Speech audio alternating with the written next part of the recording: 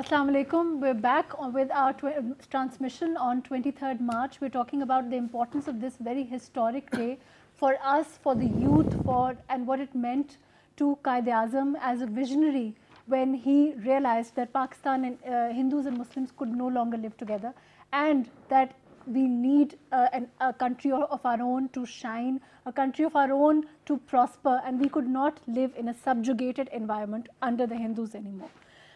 We'll be talking about all of that. We have with us today Lieutenant General Naeem Khalid Saab, who's a defense analyst. Thank you so much for joining us today. Thank you for being with us. Mohammad Ziauddin, thank you for being with us today. He's a senior journalist with his so much experience. I think I don't need to introduce you more. Thank you so much for joining us today. So, Jalsa, 23rd March, sir. Since you have served as a Minister of Defense, so whenever we talk about 23rd March, the first thing which comes in my mind is the military parade and the flying jets and all, sir, the thundering clouds. Basically, sir, the interesting part is that earlier than you, we had General Shoaib with us, Amjad Shoaib Saab, and Mahrukh asked him this question that as a military man, what do you feel, sir, when you ask a person who's been in uniform, you retired as a 3-star and later on you served as a Secretary of Defense and Minister of Defense. And if I may put this question to you, the same question which Mahrukh earlier asked General Saab, what 23rd March means to you, sir? Especially if we are talking about the parade, the first thing is all those who take part in that parade, they are aware of this thing that the entire nation is looking at them, the entire world is looking at them. So they feel a big pride within themselves, and there's a gush of blood. Absolutely. But actually, you know, all these things, they have 3 purposes, because there are 3 group of audiences which are looking at you. One is your own people, second is your enemies, and third is the international community. Correct. Now you have to give different messages to all these 3. Messages for our own people is that be confident, look what we have, look at us, look at our physique, look at the way we are trained, look at the way we parade. So giving them confidence in Pakistan, in the armed forces of Pakistan, so that they know that they are really in a position to defend us.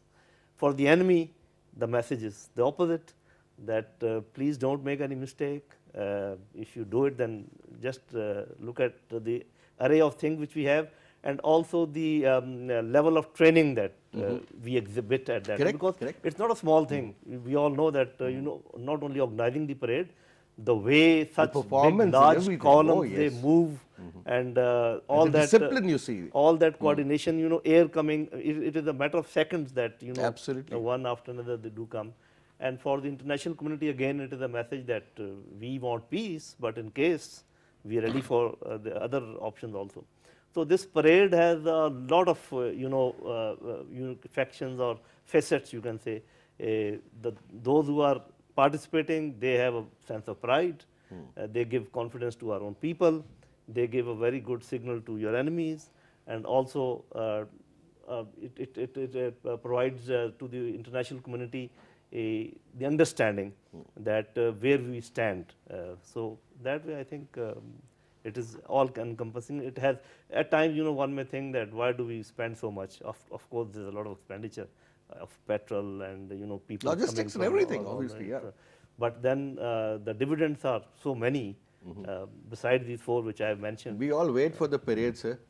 I mean, that is such a beautiful day. I mean, we all pray that there should be no rain. Otherwise, sometimes we have seen that they cancel the way the children and the youth they feel. It is also an occasion where you attract your youth that come and join the forces. Right. Because the way they look at them, so they also why, and they you get pretty motivated. There's an inspiration. Absolutely. So all these things, I think they do. It should be done, I think, every year. Ziauddin sir, we're talking about motivation. Like General Saab is saying, you know, it's also motivating for the younger youth to see our army together, our armed forces together, all our forces together performing the way they do on 23rd March. Of course, commemorating this day is a huge part of being Pakistanis also. But in your opinion, as Pakistanis, do you think, I want to move on to the fact that our youth, do you think that they fully realize the message of being Pakistanis beyond the history books? Because you know, what Quaid-e-Azam did for us and its significance to us today shouldn't only be historic, it should be about what we want to do with Pakistan, our nation building, our patriotism. Do you think that our nation feels that way? Yeah, see, the new generation, they would always be asking why Pakistan.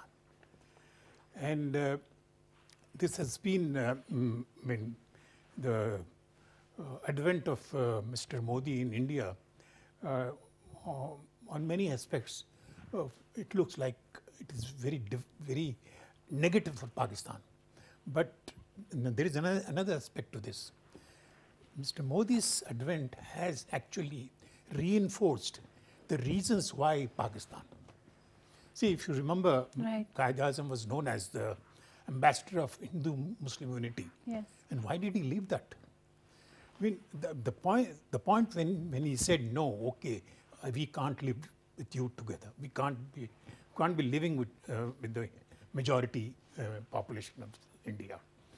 Now, after that, the 14th point of Mr. Jinnah to Motilal Nehru, these are the historical developments which have happened before Pakistan came into being. But most of our younger generation, they've forgotten this. They perhaps, even if they know that, even if they were taught this history, they perhaps never actually experienced these things. Now with the advent of Mr. Modi, I'm sure the Pakistanis, I mean, the way Mr. Modi has approached the governance of his own country, it appears as if there could be another Pakistani movement within India. I mean, that is the reason I think the why Pakistan has been answered by a negative movement in India. But another important point, and that is like, Zia Saab, when you talk about the reasons, I mean, earlier Quaid-e-Azam was the ambassador of Muslim-Hindu unity. But what was the reasons? I mean, what exactly did he see which made him change his mind, basically, sir? Well, yeah, I mean, if you recall those days, Gandhi was the leader, actual leader of the entire Indian struggle for independence. And Indian National Congress was the leading political party.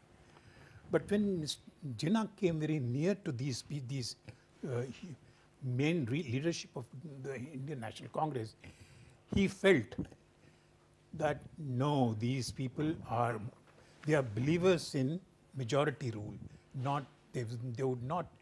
they perhaps, he realized that the Muslim culture, Islam and all the, Muslims as a unit in India would be suppressed. That is what he felt. And that's the reason why he left. If you allow me to add, you are asking the reason that even if, whatever was the reason, and even if those reasons were not understood then, I think today we understand them very well. Yeah. Whatever is happening there to Muslims, to other minorities, that I think that had been there that even is earlier. So obvious, and that has come up so vividly and clearly that now I don't think anyone will ask any question that what was the reason of making Pakistan. The reasons have become so obvious. Right. We have been joined in by Dr. Maria Sultan. Thank you so much, Maria, for taking out the time and being here. Earlier, we were just having a word about the significance and the importance of 23rd March, the historical perspective, as if and also about the perception in the mind of the youth today. So, yeah. Maria, we were also talking about, the significance today. So, in your opinion, how do we inculcate the spirit of nationalism, of patriotism? That's what I want to talk about today. That, of course, the history is there. Of course, we all understand the history. We all understand the significance, and the history books continuously. Also, the children know it, the youth knows it. But the spirit of being a Pakistani is a prosperous Pakistan. The spirit of being a Pakistani is an honest Pakistan. The spirit of being Pakistani is a corruption-free Pakistan. Do you think that as Pakistanis, as the youth, our youth realizes that? Do you think are we moving towards that? I think our youth is far more pragmatic than perhaps people would give them credit for. The difference is that these are children which are born in a free country. These are children which understand that they're different. And let's not forget, these are children which have faced war where nowhere else you would see 17 years of fighting a war on counterterrorism. So these are not ordinary youth, let me say this. They understand what it is that once you arrive with the green passport in an international terminal, they understand that once you are labeled for things which you have not done, and the Islamophobia incident which we have seen is just an example of that. So I think the children have that essence. The problem is usually with the people which are of an older generation. You know, the problems, the dilemmas, the situational, no, that includes us as well, sir. I mean, the issue is that we are a very young nation. So young nations have to make difficult choices at times, and at times also they face turbulent times. But what is important is that we recognize the sacrifices made by our ancestors, the sacrifices made by the earlier generations, to give them this life, to give them this understanding of being free and born free. What we have not inculcated in our generation, I think, unfortunately, is understanding the blessing of not living under tyranny, which the people of Kashmir are living. We have not inculcated the importance of taking care of your civic responsibilities. And that is something which you have to inculcate, and that's going to come by appreciating your heroes, by coming up with the national foundation in terms of what you want, but most importantly to give them that national purpose. And that is why you have these days, that is why you have the Pakistan Day, that is why you celebrate all of this, so that all this tradition is not lost. A child without history, a nation which doesn't recognize its success and failures, is a nation which will face these failures in another time. So it is extremely important that we continue the curve, but at the same time give them some reason to be proud of. You know, we hear about corruption, we hear about other things, but why don't we hear about the successful programs which we have done? For example, Pakistan's nuclear program. For example, Pakistan's outstanding performance which we have seen in international sports. Or for example, you know, there are lots of good stories. But I think here we have emphasized on the negative. We've emphasized whatever has gone wrong, and very rarely have we given up that sense. Because that becomes the story, or that becomes no, because that's, let's be straight, Faisal. The story is that media reads whatever, you know, whatever bleeds reads.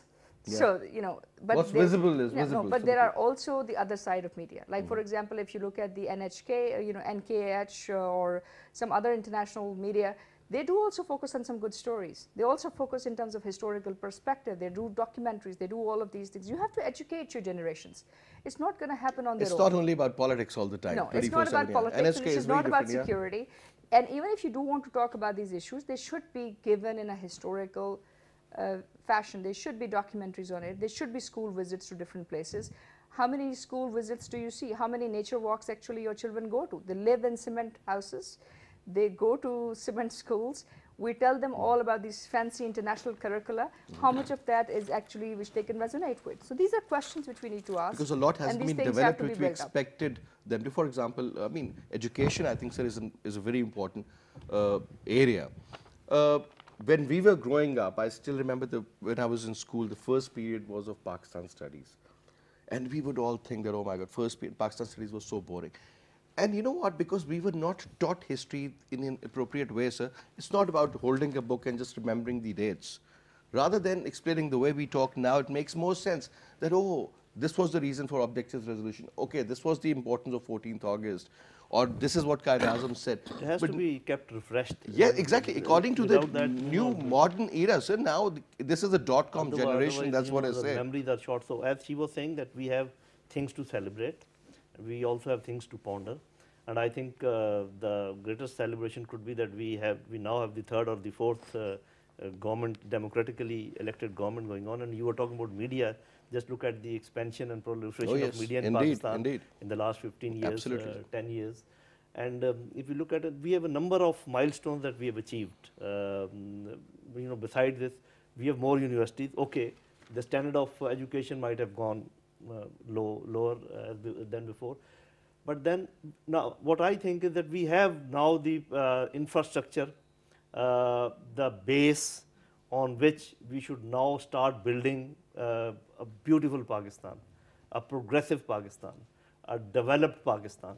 And we have all the, just imagine that we are people of 220 million, but we can feed ourselves, and you will not find that many people on footpaths as you find in some other countries.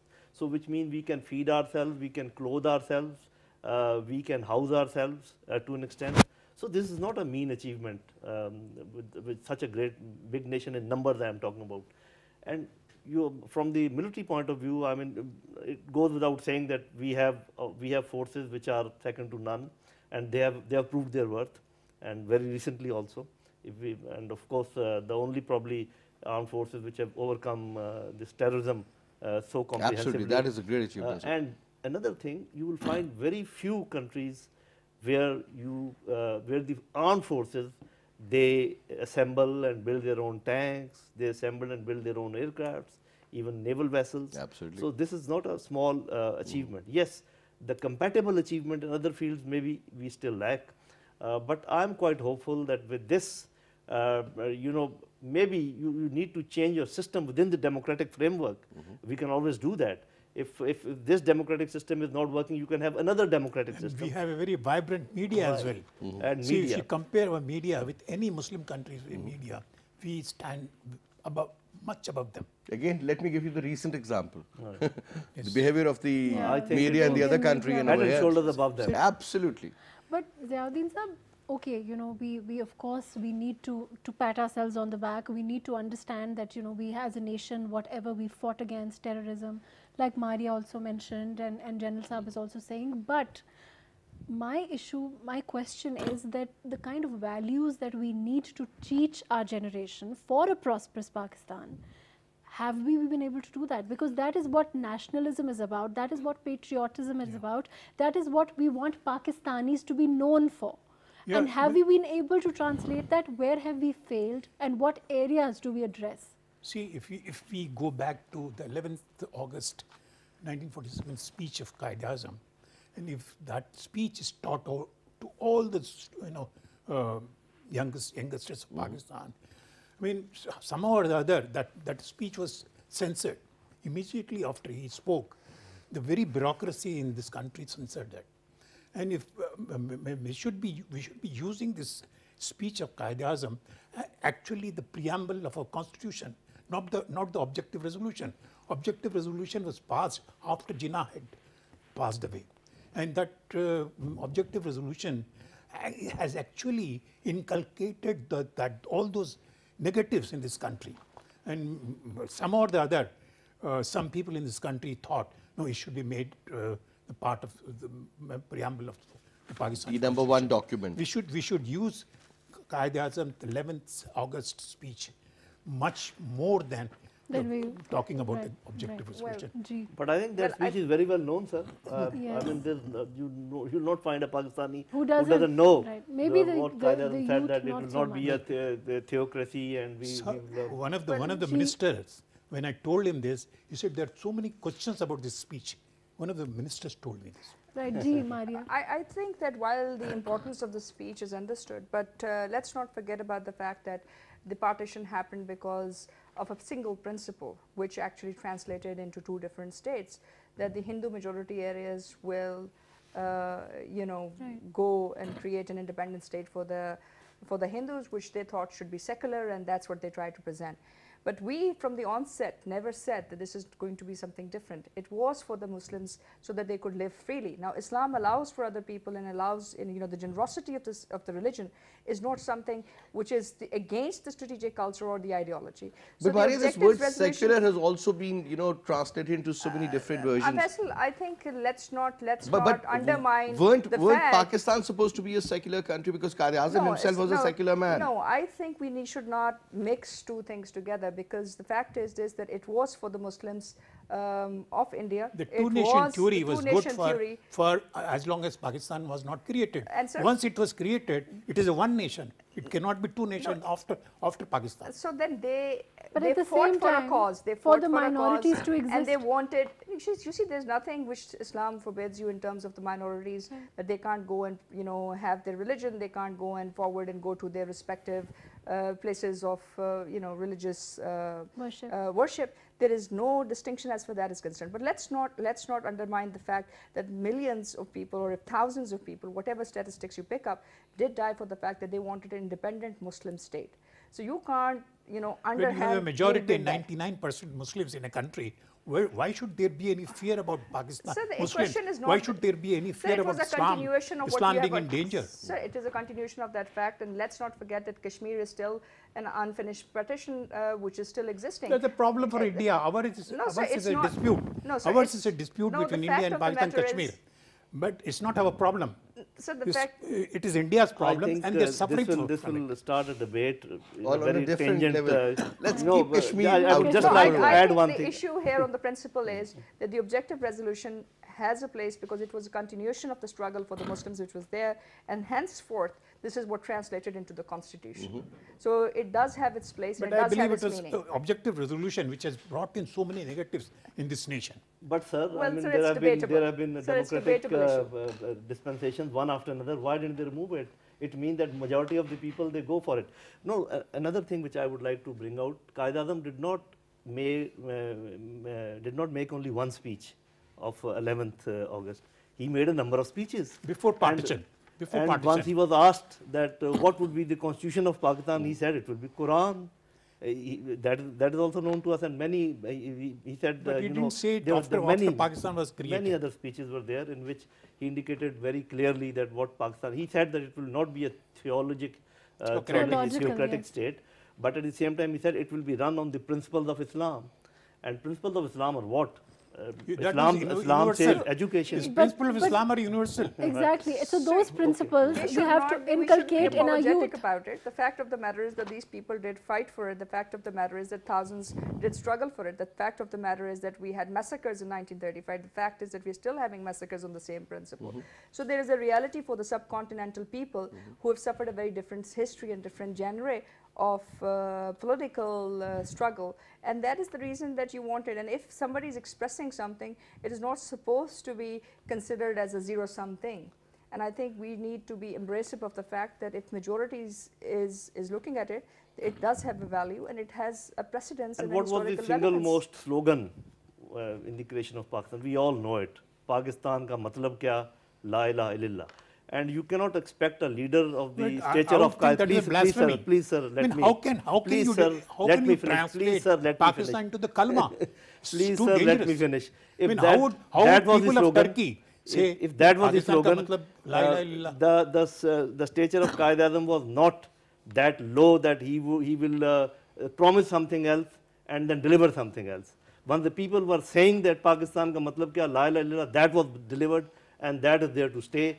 And majority is for that. That Yes, was Jamaat we Islam all slogan, not agree Qaid-e-Azam on- slogan. Right, we all agree on It that. was but Muslim League slogan. but sir. really, No, you know, I think moving on There's no from doubt about it. Ji, General Sahab, moving on from there, Ji. let's talk about what it means to our youth. Let's talk about the values we need to inculcate in our youth. That's what True. we talk about now. I think the values, the good values are international in Because nature. Qaid-e-Azam also, exactly. Right. And the International Qaid-e-Azam, in nature. Once we exactly. say that be kind to people, educate yourself, be truthful, Be just, honest. be honest.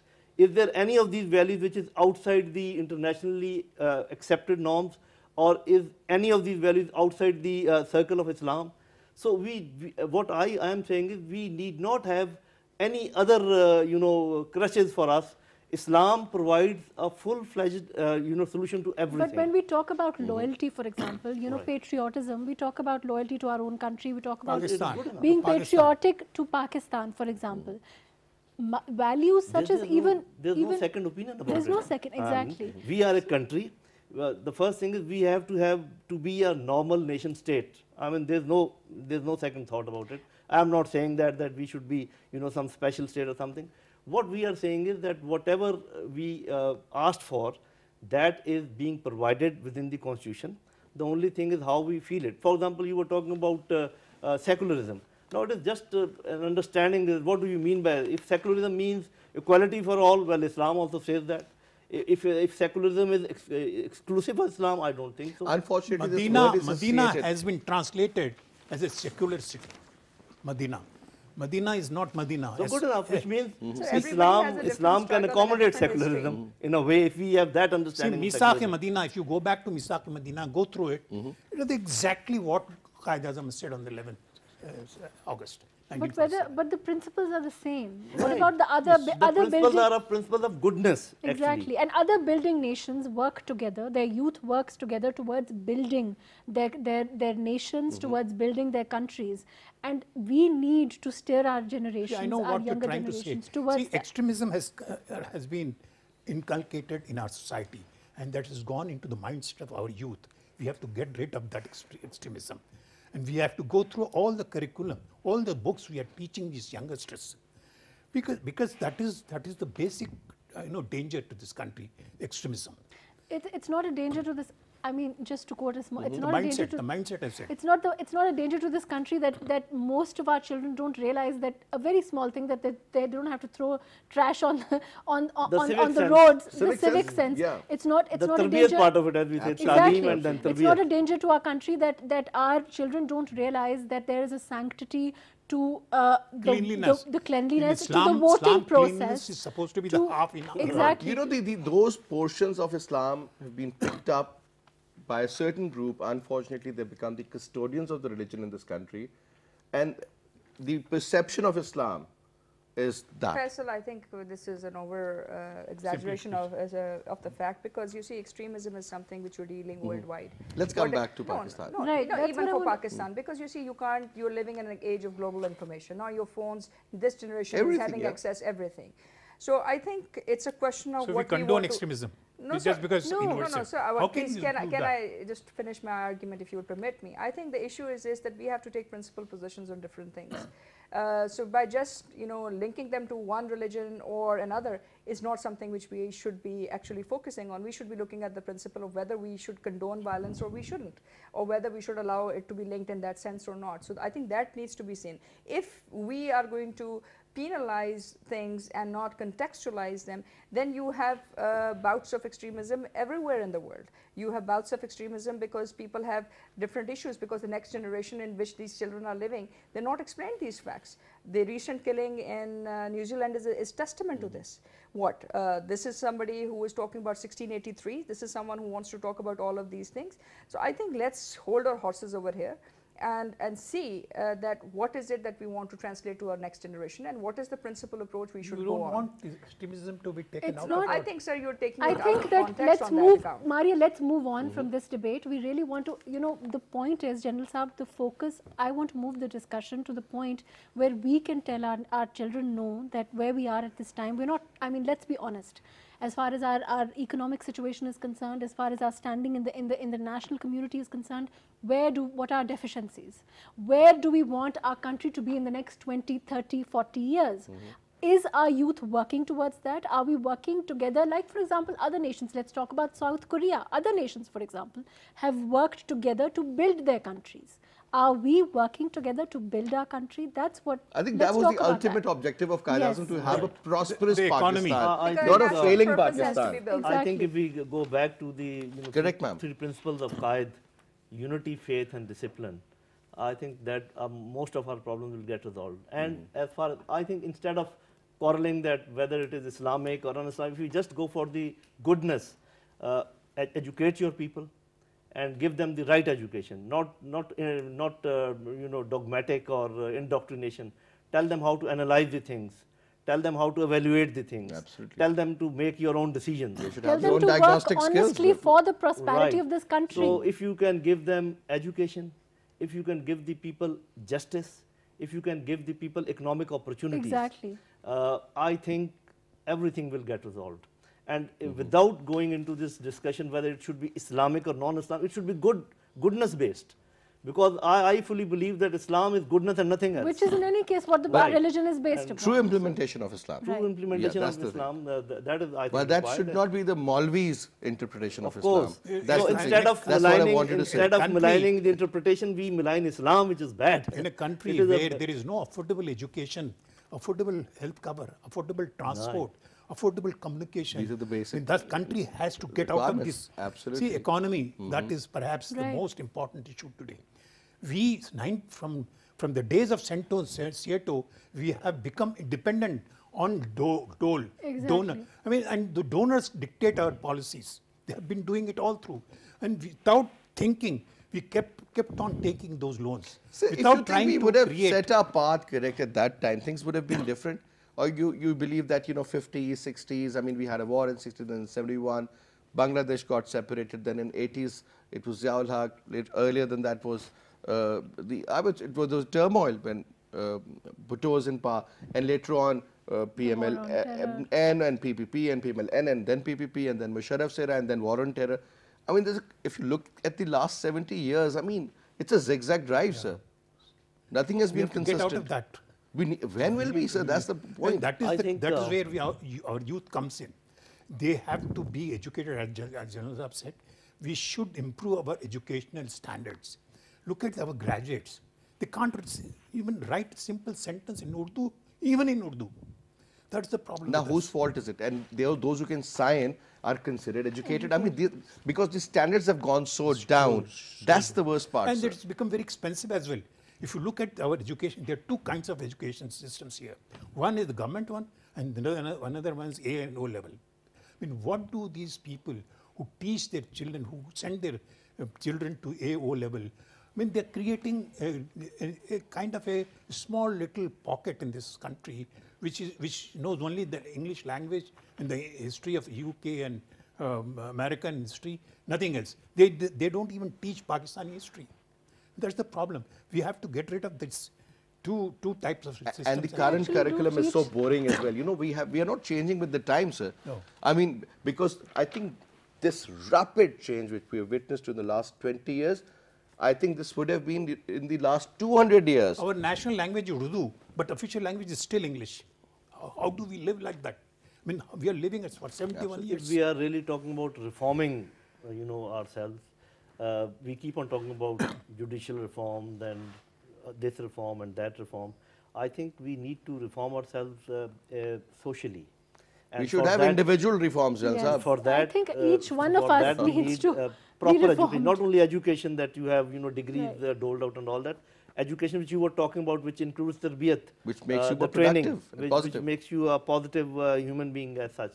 So I think if one thing has to be emphasized on, we are all agreeing on that, and that is education, but not only education per se, proper education.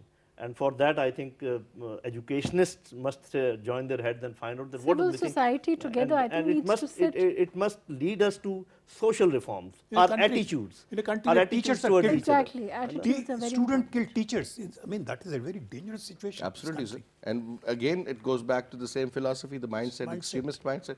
Dr. Maria, you've been associated very closely with youth, basically. Whenever we visit your office, you have a lot of young staff, young researcher boys and girls working together, and obviously you've taught also earlier.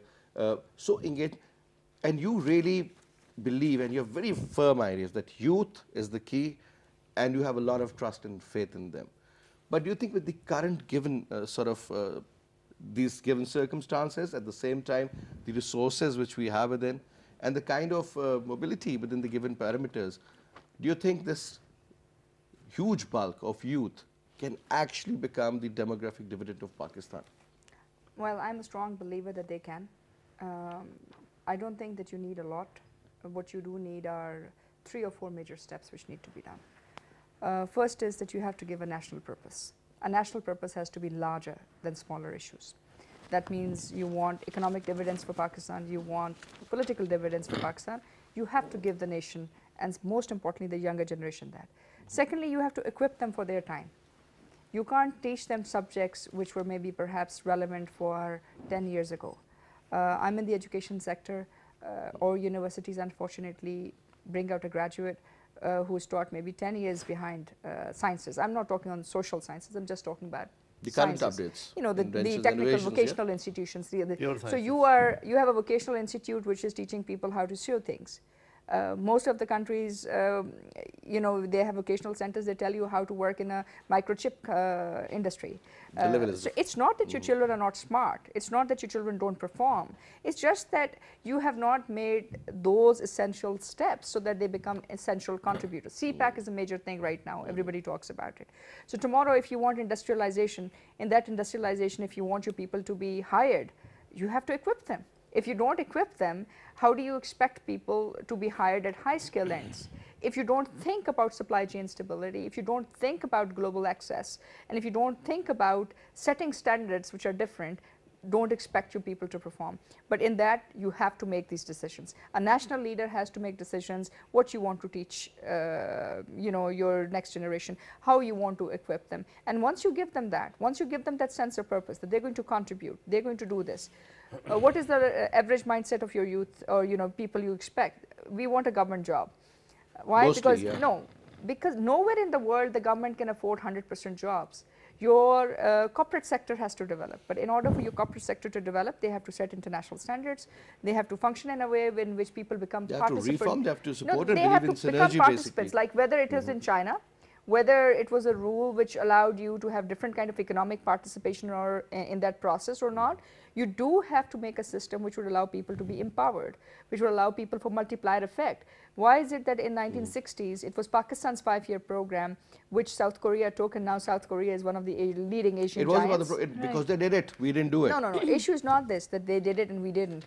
We did it too, but once it came to economic takeoff, problem with Pakistani mindset, or I think, usually or issue is that we put in 60% effort, but the rest of the 40% effort requires a bit more effort, and it requires constant stress as well. We don't make the last 40% or the last 20%, and that has become the national character. And then we have 100 reasons as to why this has not happened. So that's why we need to inculcate that in our youth. So we have to make, and they're going to be gatekeepers in different fields. In education, in media, in military, in bureaucracy, and most importantly, political leadership. They have to show deference to the requirements of the people in Pakistan and the youth of Pakistan. You can't just talk about what is our idea of democracy. Democracy for just putting in votes in the ballot? Is that democracy alone? It has to be built on governance. Technically speaking, this is what we think. That's what we show on TV also, the ballot box. It is about governance. It is about delivering to the people. It is about being responsive to the needs. And then also equipping. You empower people to equip them. If you don't empower them, how is it going to happen? Because vote ko izzat means that you should be able to understand the value of that vote, rather than, the point which he was making in the last sentence was governance. Whatever you want to do, whatever is your philosophy, whatever is your plan, if you are unable to implement that, we can say, okay, we must have good education. Okay, you can make an educational plan, but then it requires implementation. For implementation, you require good governance. Absolutely. Whether it is economy or it is anything. And in my opinion, I've been in the government, I've been outside the government, I'm looking at it from a distance and inside. Unless we break Pakistan into smaller governable units, this governance thing is not going to improve. And that everybody agrees. All the political parties, they agree. They have not been able to do it.